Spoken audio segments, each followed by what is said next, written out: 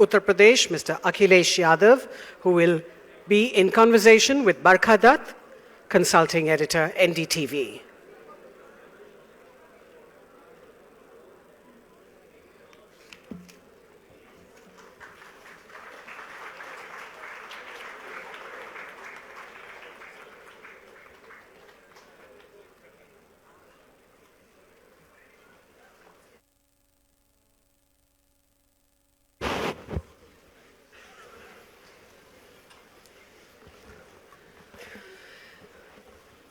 Good afternoon, everybody. I know we've been waiting a long time for Akhilesh to make it from Lucknow. I think smog held him up, but you've been a very patient audience.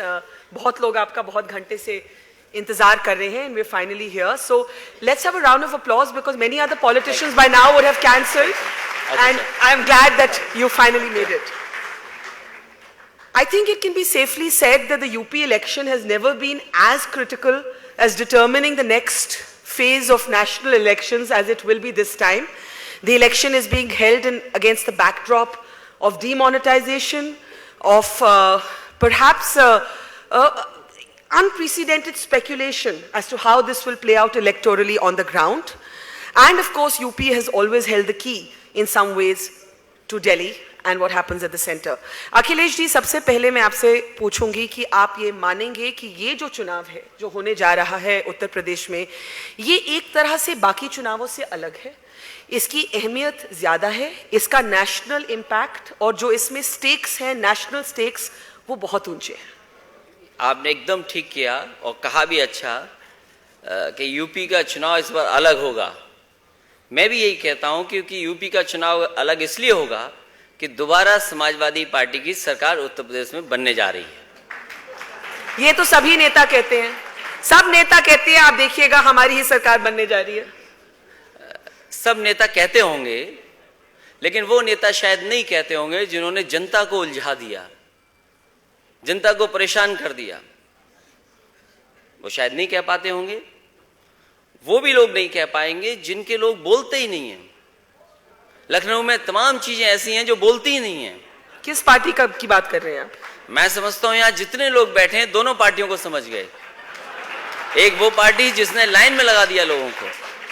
क्या हमने अच्छे दिन वाली सरकार इसलिए बनवाई थी कि जो हमने इतने दिनों से गुल्लक में पैसा रखा था वो गुल्लक तोड़ दी जाएगी?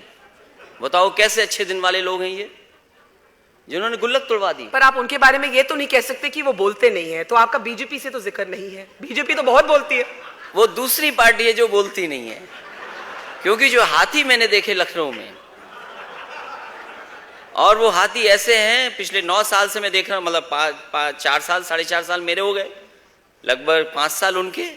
जो हाथी खड़े हैं वो खड़े हैं, बैठे के बैठे हैं, बैठे वाले खड़े नहीं हुए, खड़े वाले बैठे नहीं। ये सच है। आप मायावती जी की बात कर रहे हैं।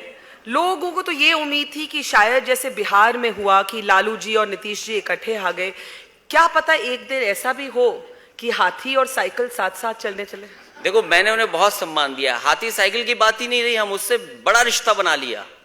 मैंने तो उन्हें बुआ कहा। तो बताओ साइकिल और हाथी का क्या रिश्ता है? अगर बुआ और भतीजी का रिश्ता हो तो शायद ज्यादा बड़ा रिश्ता हो, लेकिन वो स्वीकार करने के लिए तैयार नहीं है। पर बुआ तो घर वाली बात हुई, तो घर वाली बात राजनीति में एक साइड क्यों नहीं आ सकती? ये घर वाली बात नहीं है, ये बात राजनीति की है। और राजनीति की इसलिए है, जितने भी लोग मैंने अपनी राजनीति करते करते देखा वो सब उनको बहन जी बोलते थे। तो मैंने देखा कि मेरे से उम्र वाले लोग सब उन्हें बहन जी बोल रहे हैं, तो मैं क्या बोलूंगा उनको? तो ये रिश्ता नहीं, ये राजनीतिक रिश्ता है। आप उनको अपना मेन चैलेंजर मानेंगे कि बीजेपी को? मैं ये कहता हूं कि समाजवादी सरकार बनाने जा रही है अकेले और बहुमत की। लड़ाई किसकी है? लड़ाई सबसे ज्यादा टक्कर की मायावती जी के साथ है कि मोदी जी के साथ है? मैं ये कहता हूं कि अच्छे दिन वाले और पत्थर वाली सरकार को तय करना है कि वो नंबर 2 पे है कि नंबर 3 पर है। अच्छा, आपने बुआ की बात की तो फिर चाचा की बात भी होनी चाहिए।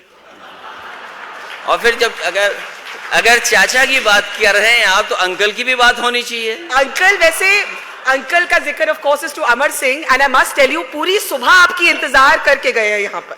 अब यहाँ शायद नहीं है, पर पहले चाचा की बात करते हैं, फिर अंकल की बात करेंगे। दोनों इकट्ठे ही हैं एक तरह से।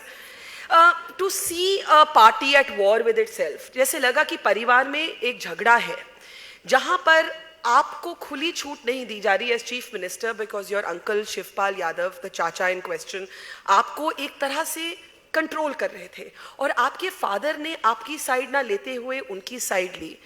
क्या बहुत बुरा लगा? देखिए, ये कोई नहीं कह सकता कि सरकार के कामकाज में रुकावट पैदा की, और अगर रुकावट पैदा की होती तो शायद मैं देश के सामने इतना बड़ा उदाहरण नहीं पेश कर पाता जो मैंने सड़क बना करके तैयार कर दी। एक्सप्रेसवे की बात कर रहे हैं, जो सुपर एक्सप्रेसवे मैं कहता हूं आजकल, कि जो कम समय में बनाए, और तब जबकि पूरे देश की जो बड़ी बड़ी दल हैं, राजनीतिक दल है, वो इस बात पे बहस कर रहे थे कि किसानों से जमीन कैसे ली जाए। उस समय जमीन ली और आज कम से कम 23 महीने में वो सड़क बना करके तैयार कर दी। मेट्रो लखनऊ में कल शुरू हुई, ट्रायल शुरू हो गया उसका। मैं कहता हूं देश में, दुनिया में कहीं कोई उदाहरण दे दे कि 26 महीने में 10 किलोमीटर की मेट्रो बनकर के तैयार हो गई हो। 16 लाख से ज्यादा लैपटॉप बांट दिए। जमाना थोड़ा और आगे गया है, लोग स्मार्टफोन की बात कर रहे हैं, मोबाइल से बैंकिंग की बात कर रहे हैं। शायद वो हमसे 1 साल पीछे हैं, क्योंकि समाजवादी पार्टी ने इस बात को फैसला लिया और कैबिनेट से पास कर करके ये शुरू किया कि कम से कम स्मार्टफोन हो तो शायद सरकार की जानकारी और लोगों की जानकारी सरकार तक पहुंच जाए। तो 1 करोड़ रजिस्ट्रेशन हो चुका है उत्तर प्रदेश में स्मार्टफोन का। सोचिए, ये सब काम हो रहे हैं तो कौन रुकावट पैदा कर रहा है? कोई रुकावट नहीं पैदा कर रहा है। कई बार मीडिया के पास खबर नहीं होती है, इसलिए इस तमाम खबरों को बहुत बड़ा बड़ा रूप में दिखाया जाता है। देखिए आपके development record and that you are fighting on development is not under dispute. आपने बाइसिकल हाईवे किया, आपने एक्सप्रेसवे किया, स्मार्टफोन्स, लैपटॉप्स, आई एग्री, लेकिन आपने मेरे सवाल का जवाब नहीं दिया। और ये कहना कि ये मीडिया की बनाई हुई कहानी है, ये भी सच नहीं है। आपकी जो स्पीच थी, you made a very emotional speech at a party forum, वो स्पीच लीक होकर बाहर आई। One of your big problems has been with uncle ji. Uncle ji is Amar Singh ji. आपने इसी साल मेरे सेशन में ही यहां पर, मुझे याद है अमर सिंह बैठे थे, मैंने कहा आपका इनसे क्या रिश्ता है? आपने कहा ये मेरे अंकल हैं। नाउ अम्मा मुझे बताइए कि ये अंकल को आप पार्टी में चाहते हैं कि नहीं चाहते?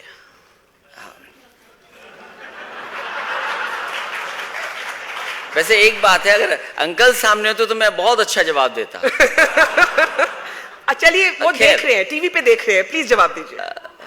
Not like you to be so diplomatic कि कोई जवाब ही ना दे आप। नहीं, मैं तो ये कहूंगा कि अगर अंकल के आने के बाद, और अंकल क्यों पार्टी में आए? पार्टी में इसीलिए आए कि पार्टी आगे बढ़े, अगली सरकार बनाए। तो कम से कम अंकल का व्यवहार, उनकी भाषा, उनका तजुर्बा कम से कम इस बात के लिए हो कि सरकार समाजवादियों की बने और एक सेकुलर सरकार दिखाई दे, एक समाजवादी सरकार दिखाई दे। और आपको लगता है उनकी भाषा ऐसे नहीं है, उनका बिहेवियर ऐसे मैं नहीं है? इससे ज्यादा नहीं बोल सकता हूं। मैंने जो कुछ कह सकता था, मैंने इतने शब्दों में सब कुछ कह दिया। Do you want him to remain in the party? देखिए, मैं इस बात का फैसला नहीं कर सकता हूं कि कौन दल में रहेगा, कौन क्यों नहीं? आप मुख्यमंत्री हैं, यूर अ सीनियर लीडर। देखिए, यही तो बात है। शायद मैं अगर प्रदेश अध्यक्ष होता तो मैं प्रस्ताव करके भेज देता नेताजी के पास। और प्रदेश का अध्यक्ष उन्होंने आपके चाचा जी को बनाया, प्रदेश और उससे भी आपको तकलीफ हुई। प्रदेश अध्यक्ष में हूं नहीं, इसलिए प्रस्ताव नहीं दे सकता हूं। ये मैं अपनी राय में अपनी सुझाव नहीं दे सकता हूं। लेकिन हाँ, क्योंकि दल में अगर हैं तो मैं समझता हूं दल को और मजबूत करेंगे, नेताजी को और मजबूत करेंगे, ऐसा हमारा मानना है। अखिलेश, वैसे आपने बिना बोले बहुत कुछ बोल दिया। आपने कहा अगर मैं अध्यक्ष होता, if I was the president of my party, तो शायद मैं ये प्रस्ताव दे सकता कि अमर सिंह को पार्टी में नहीं होना चाहिए। मैं सुझाव देता। बात तो एक ही हो गई ना, you don't want him in the party, मतलब बात तो एक ही हो गई। यही तो गलती मीडिया करता है, क्योंकि मीडिया बहुत आगे भाग जाता है कभी कभी।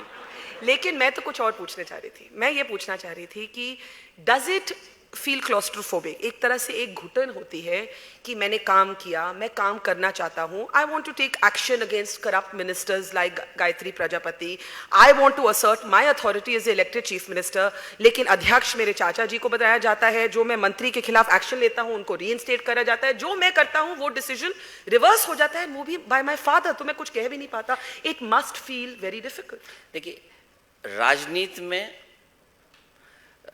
और राजनीति का रास्ता टेढ़ा मेढ़ा रास्ता है, ऊंचा नीचा है। ये जरूरी नहीं कि रफ्तार वही हो जो आप चाहते हो। कभी कभी रफ्तार रोकनी पड़ती है, कभी कभी रफ्तार बहुत तेजी रखनी पड़ती है। तो जहां रोकना पड़ा रोकना, राजनीति में रास्ता निकाला जाता है। और जहां तक लोकतांत्रिक पार्टी जहां होगी, आप अपनी बात रख सकते हैं, सुझाव रख सकते हैं, फैसला नहीं ले सकते आप। लेकिन जहां तक मैं समझता हूं जितनी भी योजनाएं सरकार की हम लोग करना चाहते थे, पार्टी करना चाहती थी, उनको पूरा किया है, उसमें कोई रुकावट नहीं बना। What has been the most difficult thing for you in the last few months, जब पूरे देश को पता था एक तरह से कि किस तरह की लड़ाई चल रही है, and many people were on your side, Akhilesh. बहुत से लोगों ने कहा कि ये चुनाव जीत के आए हैं, he is a young leader, he is the next generation, इनको इस तरह से अंडरमाइन नहीं करना चाहिए। आपने एक बहुत इंटरेस्टिंग बात बोली, आपने कहा आपने मुझे तलवार तो दी लेकिन तलवार को चलाने का अधिकार नहीं दिया। नहीं, मैंने कहा जो तलवार दे रहा है तो वो तैयार है कि तलवार चलेगी भी। तो सबसे पहले किस पे तलवार चलाना चाहेंगे? अमर सिंह, शिवपाल यादव, मुख्तार अंसारी, गायत्री प्रजापति, सबसे पहले किस पर? देखिए, अब वो वक्त जा चुका है, पूरा देश लाइन में लगा हुआ है, गरीब, किसान, मजदूर सब परेशान है। बताओ, आप तो अर्थव्यवस्था को बहुत आगे ले जाना चाहते थे, आपने अर्थव्यवस्था को खींच लिया। मुझे नहीं पता कि कौन अर्थशास्त्री है जो ये बात बताई जा रही है कि आप पैसा बंद कर दो। और पहले दिन जो सवाल आया था वो मैंने उस समय भी कहा, प्रेस में भी कहा कि जो 3 सवाल लेकर के सरकार आई है कि काला धन, आपका भ्रष्टाचार और आपका विदेश से पैसा जो आता है कभी कभी पड़ोसी देश से, तीनों सवाल नहीं एड्रेस हो रहे। मैं यहां जितने लोग बैठे हैं, क्या ये तीनों सवालों का समाधान है? ये क्या ये? मैं तो अखबारों में पढ़ रहा हूं कि नया करेंसी आई है, नया भ्रष्टाचार शुरू हो गया, किसी ने नए नोट भी छाप लिए। और फिर इस मुल्क में बड़े समझदार लोग हैं, मैंने सुना है कि यहां तो क्रेडिट कार्ड और डेबिट कार्ड भी बन जाते हैं बाहर जाने के लिए, घूमने के लिए, उनका आता पता नहीं होता है। तो लेन देन तो हो सकता है काला सफेद, पैसा काला धन नहीं होता। नोटबंदी की बात 2 मिनट में करते हैं, लेकिन what has been the most difficult moment for you in the last few months?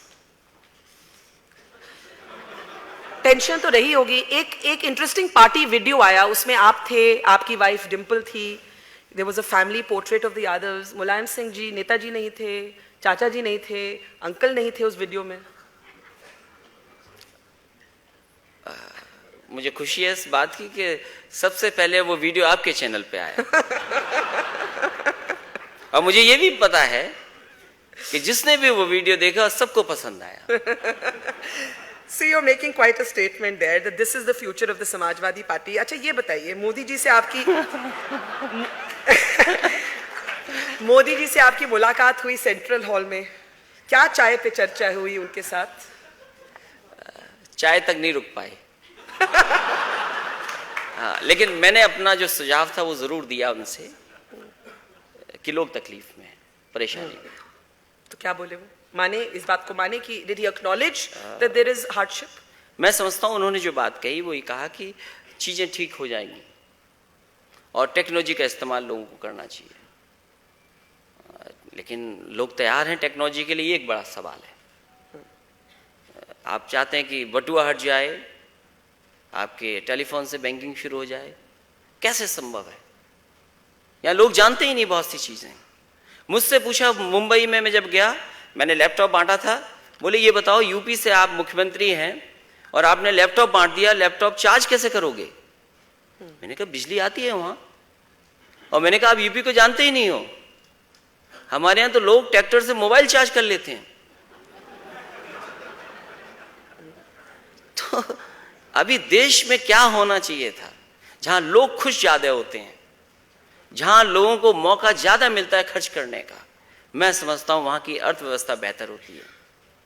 शायद अगर ऐसा माहौल बनाया होता, हम तो कहते हैं कि कुछ दुनिया में ऐसे हिस्से भी हैं जहां पर कोई नहीं पूछता आप पैसा कहां से लाए हो,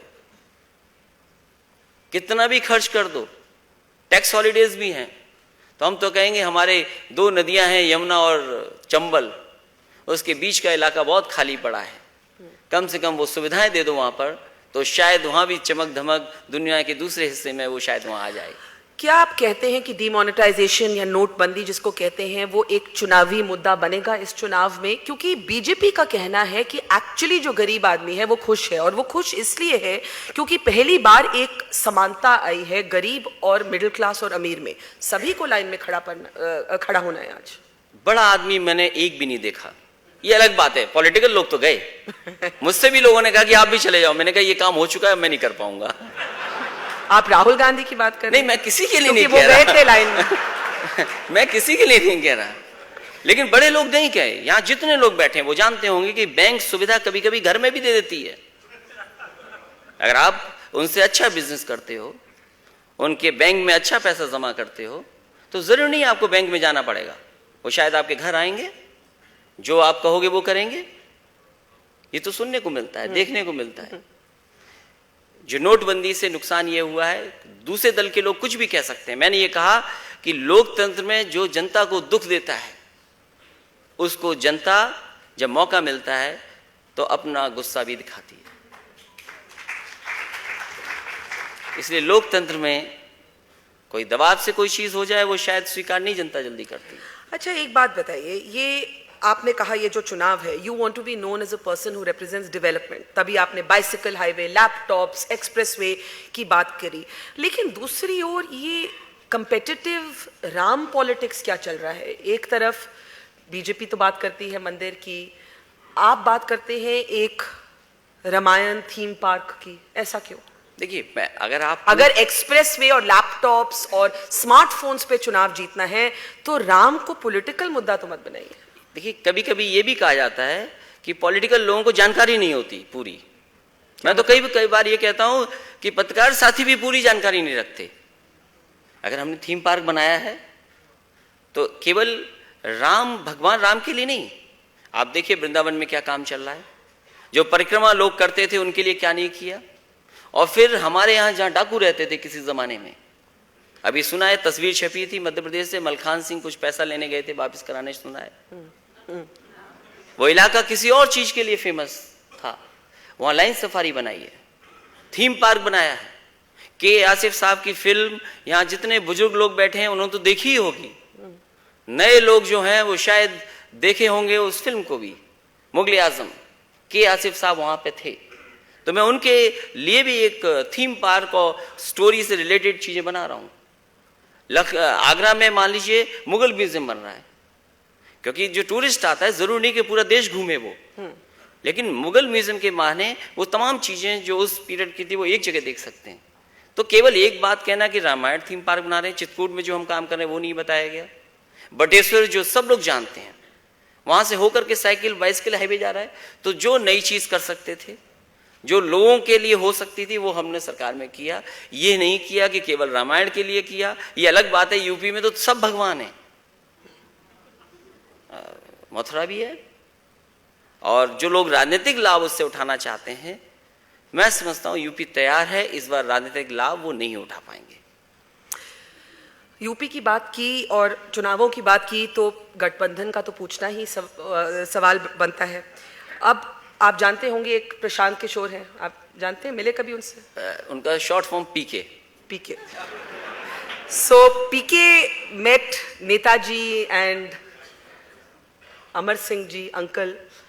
उन्होंने बात की कि कांग्रेस और सपा इकट्ठे आ जाएं। आप उस मीटिंग में नहीं थे, क्या वो मीटिंग आपकी जानकारी से हुई? मेरे लिए सबसे इंपॉर्टेंट बात यह थी कि पीके को नेताजी से किसने मिलाया। अंकल ने शायद। ये तो मैं ही नहीं जानता, मैं जानता हो सकता हूँ, मैं जानता हूँ। नहीं, आप सवाल पूछ रहे हैं कि इन्फॉर्मेशन दे रहे हैं हमें? नहीं, आपने कहा कि नेताजी और वो पीके से मिले, तो मैंने कहा मेरे लिए इंपॉर्टेंट ये था कि पीके आखिरकार कैसे पहुंच गए। तो आपने पता लगाया होगा, क्या पता लगा? पीके तो कांग्रेस पार्टी को आगे बढ़ा रहे थे। वो हमारी पार्टी को कहाँ आगे बढ़ाने आए थे। लेकिन अच्छा है, अगर कोई सुझाव हो तो मैं समझता हूँ सुझाव लोकतंत्र में मानना चाहिए। मैंने उनसे भी कहा कि वैसे तो हम बहुमत की सरकार बना रहे हैं, लेकिन अगर आपका फार्मूला तैयार हो जाए तो हम 300 से ज्यादा सीटें जीत जाएंगे। आपने किससे कहा? पीके से भी कहा। तो आपकी भी मुलाकात हुई पीके से? हाँ, मेरी मुलाकात हुई पीके से। बाद में कि पहले नेताजी की मीटिंग से? अगर पूरा जानना चाहते हैं तो नेताजी के बाद हुई है मुलाकात। जब हम पिछले साल इसी फोरम पे हिंदुस्तान टाइम्स लीडरशिप समिट पे बैठे थे तो मुझे याद है राहुल गांधी यहाँ बैठे थे, अमर सिंह जी वहाँ बैठे थे, तो तब आपने बात की कि अगर नेताजी को प्राइम मिनिस्टरियल कैंडिडेट बनाया जाता है 2019 के लिए और राहुल गांधी को डेप्यूटी प्राइम मिनिस्टर, तो ये नेशनल अलायंस हो सकती है। क्या ये फॉर्मूला आपको अभी भी पसंद है और वर्केबल लगता है? मैंने उस समय भी कांग्रेस के लिए कहा था, ये फैसला कांग्रेस को लेना है। तो अगर वो पुराने फार्मूले पे काम करना चाहते हैं तो अब बात आगे बढ़ाई जा सकती है। कौन सा पुराना फॉर्मूला? जो आपने बताया। हालांकि राहुल जी नहीं हैं, दूसरे लोग हैं। कौन से दूसरे लोग? मैसेज तो जा ही सकता है, दोनों लोग बैठे हैं तो मैसेज दोनों जा ही सकता है। Well, Jyotiraditya Scindia is here, Robert Vadra is here, so yes, the message can go back. But पहले 2017 की बात करते हैं, फिर 2019 की बात करते हैं। 2017 में आपने कहा पीके से आप मिले, आपने कहा हमारी तो बहुमत की सरकार बन रही है, अगर आप लोग आना चाहे तो आ जाए। इससे मुझे लगता है आप कह रहे हैं Congress needs you more than you need them. नहीं, कह तो आप यही रहे हैं। मैंने अपने कई बातों में इस बात को कहा कि जब गठबंधन होता है तो किसी न किसी को स्वीकार करना पड़ेगा कि भाई उसकी सीट कम होगी। घाटा फायदा अगर देखेंगे तो शायद वो चीज नहीं बनेगी। किसी न किसी दल का तो स्वीकार करना ही पड़ेगा, संख्या कितनी होगी। तो मैं समझता हूं फॉर्मूले बहुत हो सकते हैं, लेकिन नेताजी तय करेंगे, राष्ट्रीय अध्यक्ष हैं, हम तो केवल राय मशवरा दे सकते हैं। तो आपका मशवरा क्या है? मैंने ये कहा वैसे तो हम बहुमत की सरकार बनाने जा रहे हैं, लेकिन उनका भी साथ आ जाएगा तो 300 से ज्यादा जीत जाएंगे। तो उनका साथ आ रहा है कि नहीं आ रहा? अब ये मैंने कहा कि उन्हें तय करना है। ये जो दल हैं बहुत सारे, उन्हें तय करना है और नेताजी तक बात जानी है, तो शायद उससे कुछ रास्ता निकल सकता है। पर उन्होंने भी अपना एक सीएम कैंडिडेट रखा है, शीला दीक्षित जी को रखा है, आप अपनी पार्टी के सीएम कैंडिडेट हैं। So you are saying that one party will have to step back and you expect that party to be the Congress. कि छोटी पार्टी, छोटा पार्टनर, जूनियर पार्टनर, आपको ऐसे गठबंधन में कांग्रेस दिखती है? लड़ाई बड़ी है, इसलिए हम ये नहीं कहेंगे कि कोई हमारा छोटा पार्टनर, हम तो कहेंगे साथी हमारा अच्छा है। अगर साथी साथ होगा तो दूसरे लोगों को ठीक किया जा सकता है, दल वाले लोगों को। पर सीएम कैंडिडेट तो आप ही रहेंगे ना? वो तो मैं नहीं कह सकता हूं कि मैं ही सीएम कैंडिडेट रहूंगा। हाँ, ये मैं कह सकता हूं मेरे 4.5 साल पूरे हो चुके हैं, 5 साल पूरे होने जा रहे हैं। आने वाले समय में कौन मुख्यमंत्री बनेगा दल तय करेगा और जीतने वाले विधायक तय करेंगे। अमर सिंह जी तो नहीं रहेंगे ना मुख्यमंत्री कैंडिडेट?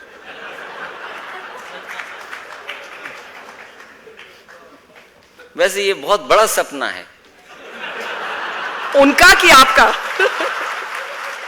ये आपको तय करना है।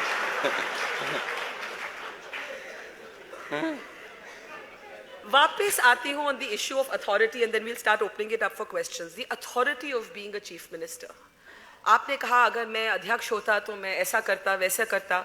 Do you think the time has come for a generational shift in the Samajwadi party and is it frustrating for you कि ऐसा नहीं हो रहा और आपको रोक के रखा है, जैसे कि आपके दोनों हाथों को पीछे बांध के रखा हो किसी ने? देखिए, ये बात कहना बिल्कुल गलत है कि मुझे रोका हुआ है।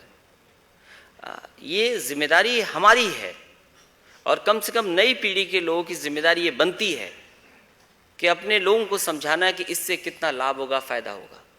कम से कम उसमें मैं कामयाब रहा कि अगर लैपटॉप डिस्ट्रीब्यूशन की बात रही या कोई नई चीज करने की बात रही, मैं किसी से कहूं कि मैं बाइसिकल हाईवे बनाने जा रहा हूं, शायद लीडर्स ये कह सकते हैं कि बाइसिकल हाईवे बनाने जा रहे हो, इतना पैसा खर्च करोगे बजट का, इससे न जाने कितने गांव जुड़ जाएंगे, या ये पैसा कहीं और खर्च किया जा सकता है। लेकिन मैं कहता हूं कि बाइसिकल हाईवे बन जाएगा तो इससे कई गुना और सी चीजों का भी फायदा होगा। तो कभी कभी होता है विचार में, और मैं समझता हूं मेरे घर में नहीं, मेरे दल में नहीं, ये तो हर घर और हर दल की बात है। यहां जितने पिता बैठे होंगे वो चाहते होंगे कि बेटा मेरे ही रास्ते पर जाए। ये बड़े सौभाग्य वाले होंगे, बहुत सारे पिता ऐसे कि जिनके बेटे उन्हीं के रास्ते पे जा रहे हैं। कुछ ऐसे भी होते हैं जो रास्ता अपना अलग अलग बना लेते हैं। यहाँ बहुत सारे ऐसे भी बैठे होंगे लोग जो पिताजी चाहते होंगे वो नहीं किया उन्होंने, और शायद वो सक्सेसफुल रहे हुए होंगे। What is the biggest difference in your father and your political style or philosophy? क्या सबसे बड़ा अंतर है? जो आपने बात की कि हर जनरेशन, हर हाउस में ये आर्ग्यूमेंट होती है, ठीक बात कही आपने, लेकिन फंडामेंटल डिफरेंसेस भी कई बार हो जाती हैं, सोच ही अलग हो जाती है। सो सबसे बड़ी जो आप कहेंगे कि एक डिफरेंस रही है नेताजी और आपके बीच में, सोचने की बात कर रही हूँ, और या अप्रोच की बात, आप क्या कहेंगे? फर्क इतना है केवल, नेताजी कुश्ती के खिलाड़ी हैं, मैं फुटबॉल का खिलाड़ी रहा।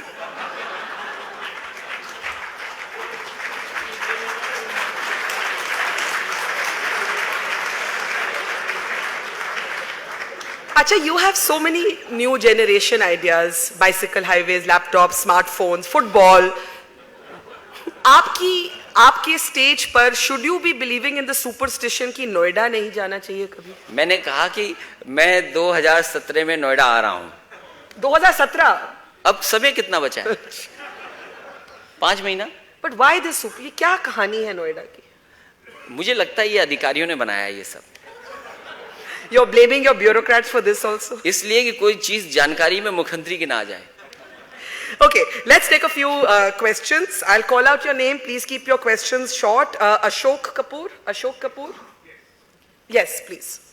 Sir, last year at this forum, you had said that you projected the senior Mr. Yadav as one of the future prime ministers. Recently, he had threatened a serving inspector general of police, and when the press asked you, you defended. Do you think your father was acting as a constitutional authority or an extra? मैं एक बात उसमें केवल ये कहूंगा कि अब हमारे सब नेता ये बात जानते हैं और सब अधिकारी भी जानते हैं कि मोबाइल पे कोई बात कही जाएगी तो रिकॉर्ड हो जाएगी। वही इशू आप उठा रहे हैं, शायद वही मुद्दा है आपका, वही मुद्दा है। Please sit. We'll continue from here. Yeah. जिस अधिकारी के बारे में आप कह रहे हो उसकी जानकारी आपको करना चाहिए कि वो अधिकारी आखिरकार है क्या। और अब तो बहुत समझ के डांटना पड़ेगा, फोन पे नहीं डांटना पड़ेगा, कमरे में बुला के डांटना चाहिए। पर क्या वो सही है? जैसे आपकी ऑटोनॉमी के साथ इंटरफेयर किया जा रहा है by your father, should an officer's autonomy be interfere with? मैं ये कहता हूं कोई भी राजनेता है, कल मैं भी एक्स चीफ मिनिस्टर होऊंगा, अगर मेरे पे कोई शिकायत आएगी, किसी अधिकारी की शिकायत आएगी, तो शायद मैं कहूंगा उससे कि ये क्यों कर रहे हो, समझाऊंगा भी ये क्यों कर रहे हो ऐसा। ओके, शायद उस अधिकारी के बारे में बहुत जानते नहीं है। जब मुझसे पहली बार वो कार्यालय मिलने आते थे, मेरे पार्टी कार्यालय में, मैं पार्टी कार्यालय में तो मैं लोकसभा का सांसद था, वो आ जाता था, वो कहता मैं आईपीएस हूं, तो मैंने सोचा शायद ये आईपीएस होगा। हर दूसरे दिन तीसरे दिन मुझे लगा ये फर्जी आईपीएस लगता, मैंने जानकारी की तो सच में वो आईपीएस निकला, तो समझ लो कैसे रहे होंगे वो। Chalina, please sit down. I have to move on, and to save time, I'm going to ask the questions that have come from the floor. एक जीबी बगाई का सवाल है, आप अरविंद केजरीवाल से क्या सबक सीखेंगे?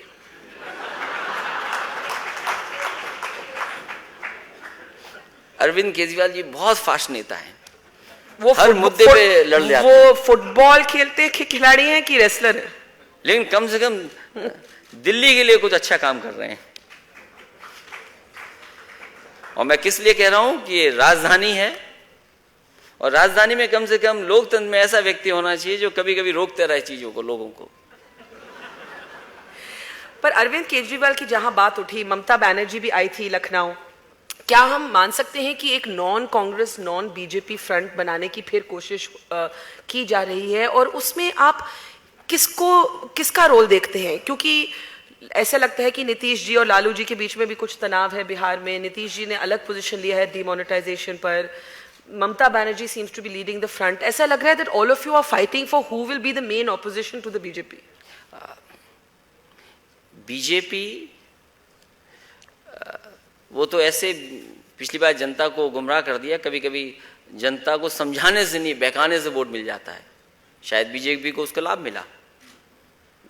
लेकिन बीजेपी के 2.5 साल देखने के बाद, हम तो यूपी के लोग हैं, हम कह सकते हैं कोई बड़ा काम जनता के लिए नहीं हो पाया।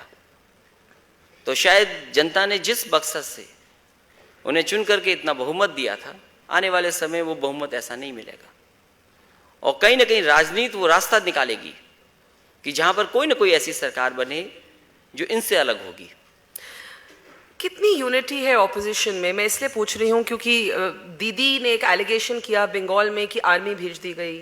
वो कल रात को अपने ऑफिस से निकलना, मतलब उन्होंने कहा मैं ऑफिस से निकलूंगी ही नहीं जब तक ये आर्मी नहीं जाएगी। आर्मी ने कहा भाई हम तो एक्सरसाइज, एक रूटीन एक्सरसाइज कर रहे हैं। Are you in agreement? ये जो पार्लियामेंट स्टॉलिंग हो रही है, जो ममता बनर्जी ने इशू बनाया है कि ये इमरजेंसी है, डू यू अग्री विद दीदी that this is like an emergency? मैं ये कहूँ कि मैं मुख्यमंत्री हूँ, मैं उत्तर प्रदेश में ये जानना चाहता हूँ कि किस बैंक में कितना पैसा पहुंचा है।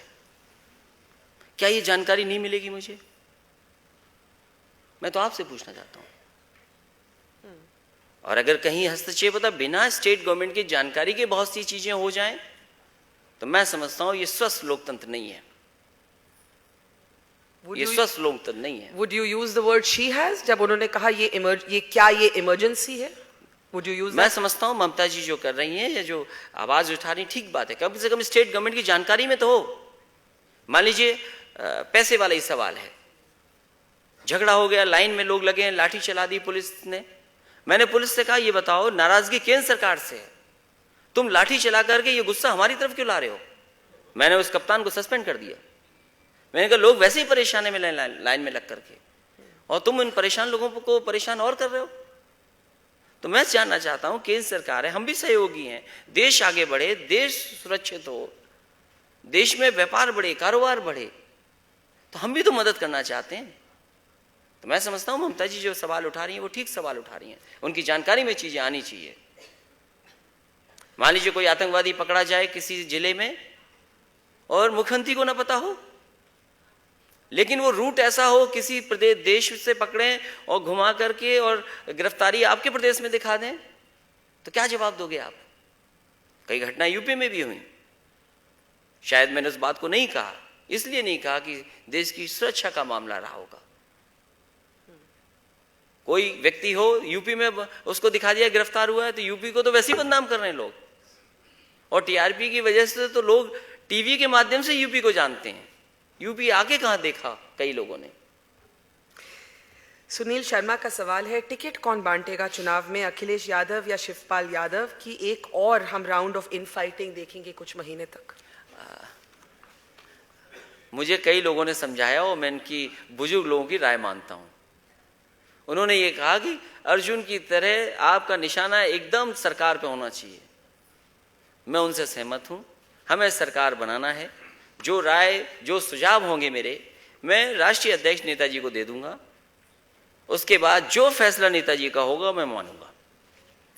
नेताजी का एक बयान आया था कि अगर अमर सिंह जी नहीं होते तो वो शायद जेल में होते। आप सहमत हैं क्या इस बात से? हालांकि कहा तो और कुछ भी था उन्होंने मुझे समझाने के लिए, आपके लिए नहीं कहा था। वो कुछ शेयर करिए। वो प्रेस के लिए नहीं कहा था, कुछ बताइए। मैं आज वो बात कह सकता हूं बड़ी जिम्मेदारी से। वो ना प्रेस के लिए कहा था, ना संस्थाओं के लिए कहा था, वो मुझे समझाने के लिए कहा था कि तुम नाराज इतने अंकल से क्यों हो। चलिए पहले बता ही दीजिए इस बारी कि क्यों हो इतना नाराज। ये तो कभी आपने बताया नहीं, अब मौका आ गया कि बता ही दीजिए। शायद मैंने कई बार कहा उस बात को, अपने नेताजी से भी कहा और लोगों से भी कहा मैंने इस बात को। नेताजी का फैसला कोई नहीं टाल सकता। नेताजी जो कहेंगे हम भी मानेंगे और उसको स्वीकार करेंगे, लेकिन अगर टाइपराइटर कहीं से आएगा हमें हटाने के लिए तो शायद मैं ये बात स्वीकार नहीं करूंगा। यही मेरी नाराजगी थी बस। अब उसकी आप जांच कर लेना। You are saying that uncle was trying to remove you.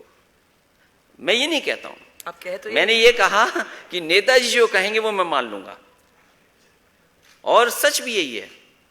क्योंकि जब मुझे बताया कि आप प्रदेश अध्यक्ष हटने वाले हो, तो मैंने कहा ठीक है, अगर नेताजी हटाना चाहते हैं तो मैं स्वीकार करता हूं, हट रहा हूं मैं उसके लिए।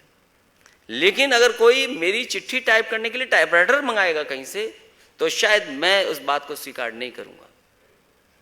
नेताजी जो चाहे सो फैसला मानने को मैं तैयार हूं। क्या आप राजनीति छोड़ने के लिए भी तैयार थे? मैंने ये कहा कि अब मैं राजनीति में आ गया हूं और इस ऊंचाई तक नेताजी आपने मुझे राजनीति में पहुंचा दिया है, अब मैं राजनीति के अलावा करूं क्या ये बताइए। इसलिए राजनीति करूंगा। कभी सोचा कि अपनी पार्टी बनाए अलग? अगर बात इस बात पर आ गई कि अंकल नहीं हटेंगे, चाचा नहीं हटेंगे, खुली छूट नहीं मिलेगी, will Akhilesh Yadav consider forming his own वैसे party? राजनीति की सूझबूझ तो ये कहती है, जो आपको पार्टी से निकालना चाहते हैं आप उनको पार्टी से निकाल दो, ये पार्टी हमारी है। Okay, next question, Captain Praveen Dawar. What are the chances of a unified secular front in 2019? बहुत समय है उसके लिए, लेकिन मैं समझता हूँ राजनीति का रास्ता और देश की राजनीति का रास्ता उत्तर प्रदेश से निकलता है। समाजवादियों की सरकार होगी, आने वाले सर्वे में कैसे सेकुलर फोर्सेस एक साथ हों उस पर प्रयास किया जाएगा, और साथ ही साथ समाजवादी पार्टी कैसे फैले देश में उस पर भी हम लोग काम करेंगे। संजीव का सवाल है, how has the demonetization impacted your party's election budget? I think this is a very good question because people believe that this move has dried up the coffers of many parties including the Samajwadi Party. और पहले इसका जवाब दीजिए, फिर political funding की बात करेंगे। मेरे लिए भी ये सबसे अच्छा सवाल है। क्यों? क्योंकि जब पैसा नहीं होगा तो सबको साइकिल पे चलना पड़ेगा। सोचो कांग्रेस पार्टी साइकिल चलाए, बीजेपी साइकिल चलाए और बहुजन समाज पार्टी भी साइकिल चलाए, तो प्रचार तो हमारा होगा साइकिल का। इससे अच्छा और क्या हो सकता है? हम Okay, S.C. Khanna has a question. Whenever there is a family fight, it is always the younger one who suffers. How long will you continue suffering? वो कहते हैं ना कि अंधेरे बता के गए हैं कि कौन तेरे साथ था, तो ये अच्छा है, अनुभव मिलता है जीवन का, ये जरूरी है, क्योंकि आपको ही आने वाले समय में चीजें संभालनी है, तो ये सब कुछ आपको सीखना चाहिए और आपके ऊपर ये सब परेशानी आनी चाहिए। आप ये बताइए कि आपने मायावती के बारे में कुछ ज्यादा नहीं बोला, आपने कहा वो बुआ है, कुछ ज्यादा बोलती नहीं। कुछ लोग कहते हैं कि या ये बीजेपी का चुनाव होगा या बुआ जी का, बहन जी का चुनाव होगा। आप उनको मानते हैं मेन राइवल अपना यूपी में? देखिए, मैं अब बुआ कहना छोड़ दूंगा। क्या बोलेंगे तो? क्योंकि हमारी पार्टी के नेता ने कुछ कहा है इस तरह की बातें कि नहीं बुआ कहना चाहिए, तो मैं आज से बुआ नहीं कहूंगा। हालांकि पहले भी मैंने कहा था कि बुआ नहीं कहूंगा। उनको तकलीफ यही है कि उनकी पार्टी अब लड़ाई में नहीं है, जनता को बताने का कुछ नहीं है। जो भाईचारा किया था, कभी समाज को जोड़ने का काम किया था, वो आज उनके साथ कोई नहीं खड़ा। और फिर उत्तर प्रदेश कैसे भूल जाएगा, उत्तर प्रदेश की जनता कैसे भूल जाएगी कि इन्होंने बीजेपी के साथ मिलकर के रक्षाबंधन मनाया था। हमारी बुआ जी को राखी बांधी गई थी, वो बांधने गई थी, सॉरी अबाउट दैट, कि राखी बांधने गई थी, रक्षाबंधन मना था बीजेपी के साथ मिलकर के। बीजेपी के साथ 3-3 बार मिलकर के सरकार बनाई है, ये प्रदेश नहीं भूला है। और प्रदेश के अधिकारी नहीं भूले हैं कि उन्हें जब मुख्यमंत्री कार्यालय में आना पड़ता था तो बाहरी जूते रखने पड़ते थे, तब बड़ी मुश्किल से अंदर आ पाते थे। ये प्रदेश के लोग नहीं भूले हैं। और जो भ्रष्टाचार और बेईमानी हुई थी, वो स्मारक अभी भी दिखाई दे रहे हैं वहां पर। लोग तो ये भी कहते हैं कि समाजवादी पार्टी और मोदी जी के रिश्ते काफी पर्सनल लेवल पे अच्छे हैं। ये विरोधी लोग तो ये कहेंगे ही। विरोधी लोगों का काम ही क्या है? विरोध करना। विपक्ष का काम क्या है? कुछ ना कुछ कहना। लेकिन समाजवादी पार्टी का बीजेपी से कोई रिश्ता नहीं हो सकता, कभी भी समाजवादी पार्टी का रिश्ता कोई बीजेपी से नहीं हो सकता। How would you describe the relationship with Mr. Modi? हम समाजवादी लोग आने वाले समय में सरकार बनाने जा रहे हैं। अगर उत्तर प्रदेश में सरकार होगी तो सोचो बीजेपी के लिए कितनी बड़ी खतरे की घंटी है। और महागठबंधन नहीं होगा यूपी में, बिहार स्टाइल। बिहार की परिस्थितियां अलग थी, यूपी की परिस्थितियां अलग हैं। लेकिन अगर कोई गठबंधन के लिए बातचीत करता है या आगे आता है कोई दल, तो मैं समझता हूं नेताजी ने बातचीत पहले भी नेताओं से की थी, जिसमें बड़े बड़े पार्टी के दूसरे पार्टी के नेता हैं, उनसे नॉट बीएसपी। बीएसपी से संभव नहीं है, संभव नहीं है। एक आखिरी सवाल, we've got 17 seconds left. आप as a young leader, how do you find politics has changed? ऐसे लगता है कई बार as a journalist covering politics बहुत बदल गई है, बहुत पर्सनैलिटी ओरिएंटेड हो गई है, बहुत एक तरह से the image has become everything, the photo op has become everything. How has politics changed for you in your opinion? बदलाव आया है, लेकिन मैं समझता हूं लोग ये चाहते हैं कि उनके लिए अच्छे काम हों। इधर जितनी जानकारी हमें और आपको है, उतनी ही जानकारी गांव में रहने वाले लोगों तक भी पहुंच रही है। तो कम से कम जो जीवन बदला हुआ वो देख रहे हैं दूसरों का, वो गांव के लोग भी चाहते हैं कि हमारा भी जीवन बदले। तो शायद ये एक बड़ा बदलाव है और इसीलिए लोग वोट भी कर रहे हैं। बीजेपी ने कहा कि हम अच्छे दिन लाएंगे, लोगों को लगा पता नहीं कितने अच्छे दिन आ जाएंगे। पैसे की बात कही कि हम अकाउंट में पहुंचा देंगे, गरीब को लगा शायद हमारे अकाउंट में पैसा पहुंच जाएगा। तो कम से कम आज जो बदलाव राजनीति में है वो कम से कम ये है कि जो प्रदेश को आगे बढ़ा रहा है, जो खुशहाली का रास्ता दिखा रहा है, वो शायद जनता उन्हें मौका दे रही है। And are we talking to the next Chief Minister of UP? इससे अच्छी बात और क्या हो सकती है कि अगली बार भी मैं आपके यहाँ आऊँ और मुख्यमंत्री की हैसियत से आऊँ, लेकिन अभी 4-5 महीने हैं, ये बहुत ही क्रूशियल महीने हैं हमारे लिए। And 1 week is a long time in politics. What to say of 4 to 5 months? A big round of applause for Akhilesh Yadav, Chief Minister of Uttar Pradesh. Thank you so much. Thank you very much, Mr. Yadav. Please remain, Barkha, please remain on. Mr. Yadav and Ms. Please stay. If I could request Mr. Shashi Shekhar, editor Hindustan, to please present Mr. Akhilesh Yadav with his mementos.